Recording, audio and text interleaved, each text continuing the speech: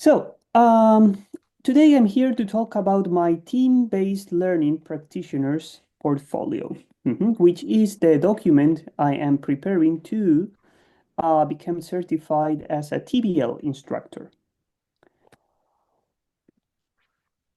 So, I will like first to briefly introduce team-based learning, then tell you a bit about my journey as a TBL instructor, and then I will move into the main body of my presentation. I would like to cover the 4 points that I think were advertised for this talk: the backward design, the RAP, which stands for Readiness Assurance Process, how to improve team cohesion, and the process of self-improvement for the TBL instructor.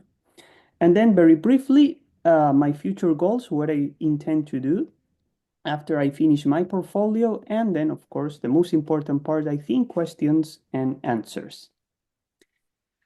So, first, what is TBL, team-based learning? Team-based learning is a form of active learning, but it's a very specific form of active learning that strongly relies on autonomous learning, team cohesion, and self-improvement. This is how a typical TBL module looks like. In a typical course here at our university, which has 13 classes, I usually have 3 to 4 of these modules. So the first and essential part is pre-class preparation. The students need to prepare for class by themselves, by reading materials, watching videos, anything that you consider convenient. Second, the readiness assurance process.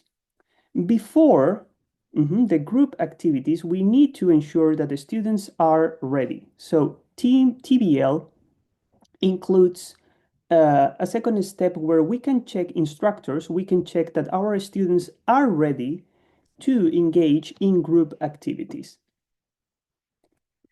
And as you can see, well, this is orientatively the duration of each of these steps for the RAP Readiness Assurance Process. Sorry, too many acronyms today. Between 45-75 minutes of class time, and the application of course concepts, that is the group activities, might take between 1 to 4 hours of class time. This is very flexible depending on the subject you're teaching and how much deep you want to dig into your topic. So also a brief introduction about my journey as a TBL instructor. The University of Tokyo has been kind enough to fund my training as a TBL instructor through many iterations of the Look and Taste program. As you see, this has been quite a long journey, almost 4 years. I started in March 2021 by purchasing books on the fundamentals of TBL with a taste project. Then approximately one year later, I took the TBL Fundamentals Series workshop, which is like the introductory workshop that you can take to go deeper into what TBL means.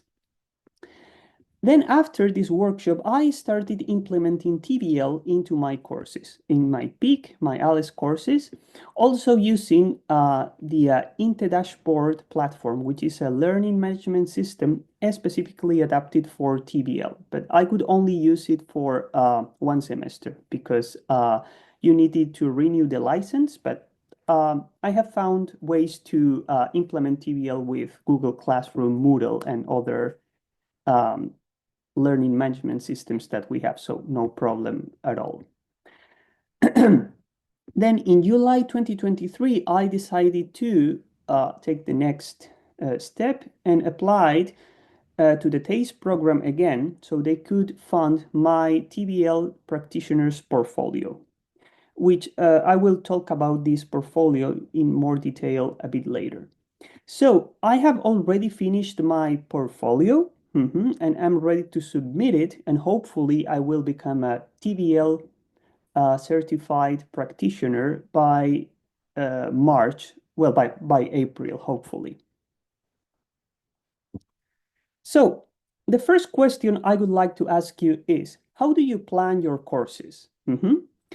So in this slide, we have what I consider the two main approaches, the cumulative approach and the backward design, which is what TBL proposes.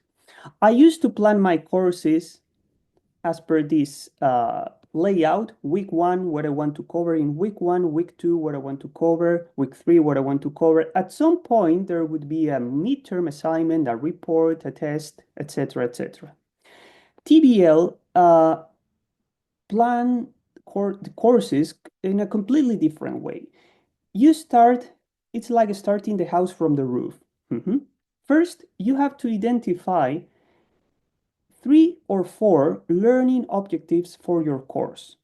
Like, by the end of this course, a good student should be able to compose a piece of music, or write a paper, or whatever. It has to be something rather complex.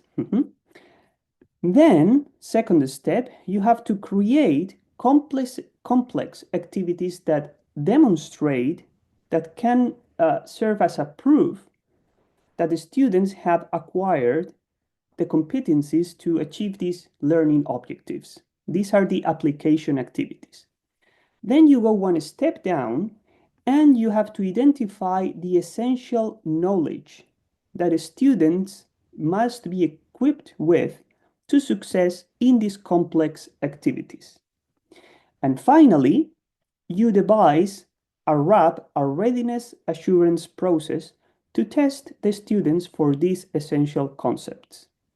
So, to summarize the backward design, I would say that when you plan your course, try to imagine the perfect student, the student that comes to all your classes, excels in the tests, works with his or her group without any problems, and then try to imagine what you would have in your syllabus to create that ideal student. Second questions I would like to ask you, and hopefully to discuss with you after my presentation. Are tests necessary? When we talk about active learning, at least that was my concern, one of my main concerns was that students wouldn't come prepared to class. And it was very difficult. Well, not all of them, but for me, sometimes it was difficult to tell apart what the students came prepared to class, where the students were just hiding behind the group, so that they could get good grades without working that hard.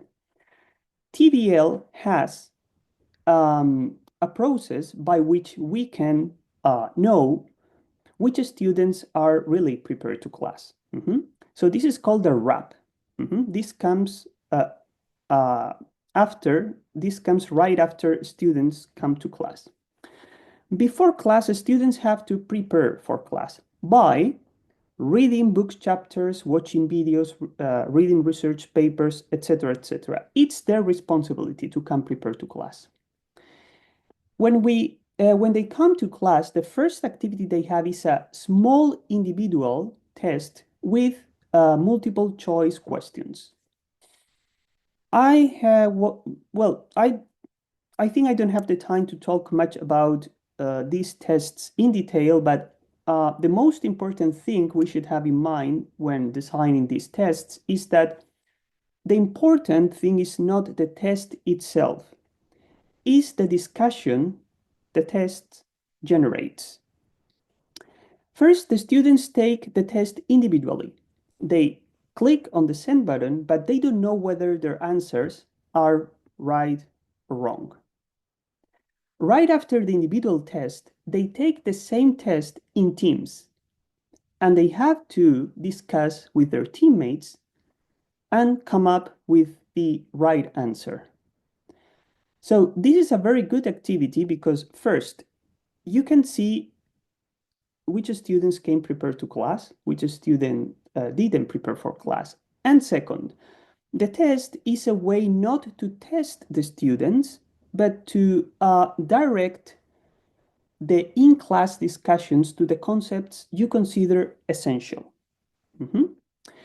After the teams send their answers, they know whether their answers were right or wrong. And after the TRAD, the team test, we have a debrief session where the instructor, myself, I clarify only the concepts that needs clarification. This also saves me a lot of time for lecturing. Well, I don't lecture in my courses anymore. I just have this debrief session, these conversations with the students. After the essential concepts have been tested, the students are ready to engage in more complex activities. These are called the 4S activities. 4S stands for significant problem, same problem, a specific choice, and simultaneous report. Significant problem means that all groups in your class should be working in the same problem. This will allow for comparison between groups and also for a meaningful discussion between groups. Sorry, this was the same problem. Sorry, this the second one. It has to be a significant problem. Significant problem means that is something related to their future practice. It must be a complex problem. Cannot be a problem that has an easy solution. Again, I think we don't have that much time, but I will be happy to provide you with examples on how this, what shape these complex problems can take. Third, the teams must make a specific choice. And I have included here an asterisk because if I say a specific choice, you might be thinking, well, they have to choose between A, B, C, and D. This is not really a complex problem. Well, another good aspect of TBL is that this specific choice is not necessary. I mean, you can propose to the students an exercise when they write something, when they create something. Or it can be a problem with multiple options, but you can have a complex problem with multiple options. And finally, all teams must report their answers simultaneously, which means that they have to report the answers during class time and they have to receive immediate feedback on their choice, on the choices they made, on how they worked as a team. That's also very important, and I would like to emphasize that this is an essential aspect. We need to save time in class to give the students feedback immediately. So we cannot use all the class time to overwhelm the students with an extremely complex activity and then rush into the, oh, sorry, class time is over. We don't have time to give you feedback. I will tell you whether your answers were right or wrong. No, you need to have time to discuss with the students in class. Third question. Have you ever had the students complaining about group work? How some students were not contributing to their group? Well, TBL has also a very structured framework to ensure that the students are on the right track. First, students must come prepared to class. Students have to study individually. Second, students must contribute to their team.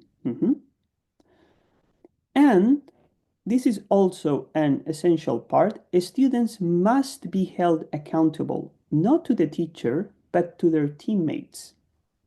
In a TBL course, 5%, well, the percentage can vary between 5 to 10%, but around, in my courses, that's something I am still planning to do. 5% of their final grade is decided by their peers. So they have to contribute to their team. They cannot hide between the team. So, what about the evidence? Does this TBL methodology works?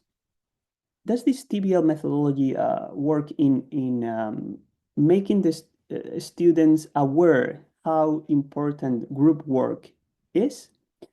Well, I think here we have evidence from TBL literature, and I can say that in my courses, these numbers also hold true.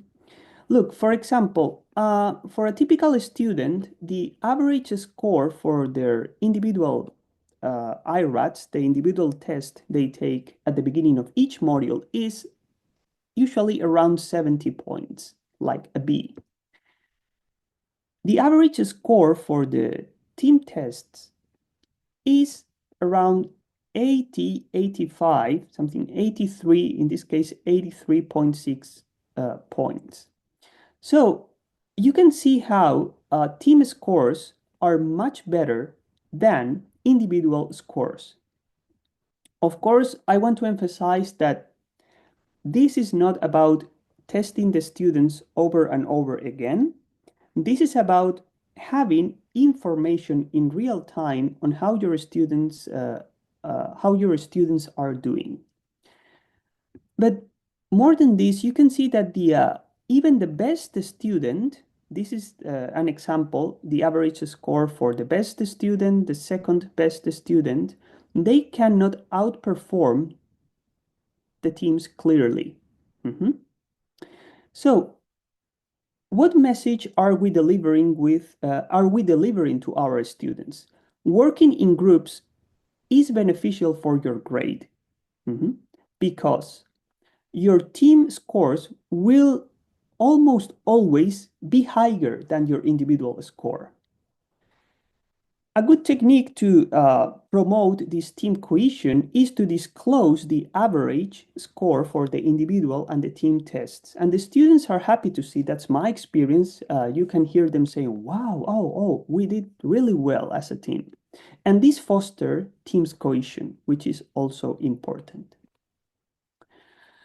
I have said that individual accountability is essential. So that's why TBL also have a peer formative process with 3 steps that are detailed in this slide, how to build team cohesion. First, on week 1, my students form the groups and they sign a team contract where they state how they are going to contribute to their group and what rules are they agree with, like we won't be more than 5 minutes late, etc., etc. On week 7, we have what we call the formative feedback. This is also part of the TBL methodology. The students give feedback to their team members on their performance from week 1 to week 7. Using a questionnaire, well, I use Google Forms, but you can use any other platform. And they tell them what they're doing well, what they should improve. For example, you always come late, or you come on time, but you are not, you don't go through the pre-readings. These comments are sent to their peers and they don't have any impact on their final grades. It's a feedback. On week 13, after the course is finished, we have the summative feedback. The students fill out a confidential form and the results are only shared with me. They give points to their teammates and these points will decide, these scores will decide who gets the extra 5% for active participation. There are many ways to do the math here, but I just want to, I mean, the main point is that their peers will decide 5% of their final grade, which I think it's an important message to the students. And finally, what about us, the instructors? This is the self-improvement process. And my last question, how many iterations of your course do you need to make your course work? TBL also provides a very structured framework for teachers to improve your courses by using the Gibbs reflective cycle. In a nutshell, it's about keeping a class diary and analyzing these 6 points.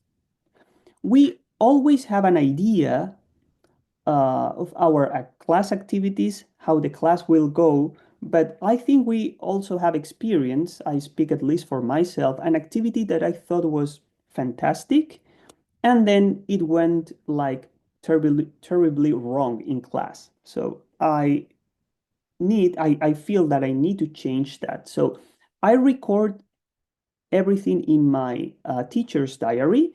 And after the semester, this is what I am doing during this winter break. I reread my diary, and using the Gibbs reflective cycle, I think about how to improve my in-class activities. Most common red flags, very low scores on the IRAT. I mean, a student who has prepared for class reasonably well should get a good score on the IRAT. The IRAT is not a super difficult final test.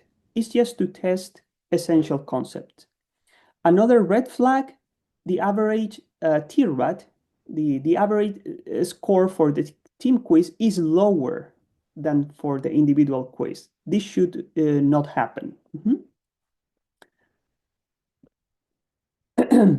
And also, TBL gives the instructors a very detailed guidelines to be a good facilitator. So I have this table printed out in my office, and before going to class, I always have a look at it to remember what I should do when discussing the answer with the students, where clarifying questions, etc., etc. But the most important point is that I am not here to answer questions. This is what I tell my students. I am not here to answer questions. I am here to facilitate the answer, to help you discover, to help you find out what the right answer or what the best answer is to this problem. Finally, these debrief sessions happen, just a reminder, twice in each TBL module after the readiness assurance process, the RAP, and after the application of course concepts.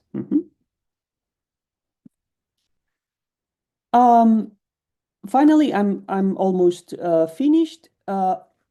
Everything I've talked about is what I am compiling right now in my TBL Practitioner's portfolio, which is a 100 or so document with around 100 pages that demonstrates that I can design a TBL course. So I have already designed the course plan. I am implementing it. I am getting feedback from the students.